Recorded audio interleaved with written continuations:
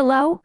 Welcome to our Best Kayak Guide channel. In this video, we are looking at the topic, how long do plastic kayaks last? We highly recommend you to read the full in-depth blog post by go to the link below. So let's dive in. Plastic kayaks are usually less expensive than other types of kayaks, and they are often lighter and easier to transport. Some people prefer plastic kayaks because they are more durable and less likely to leak than other types of kayaks. What is the lifespan of a plastic kayak? The average lifespan of a kayak is around 10 years, but with proper care and maintenance, they can last much longer than that. In the full blog post we have written on our website, we have done hours of research and divided the topic into the following areas. Number 1, different ways that plastic kayaks get damaged. Number 2, factors that may shorten the life of your kayak. Number 3, when it might be time to replace your plastic kayak, and some related matters. As I mentioned before, we go into much more detail in our blog post about the above topic. Inside that article, we dive into each of the areas above,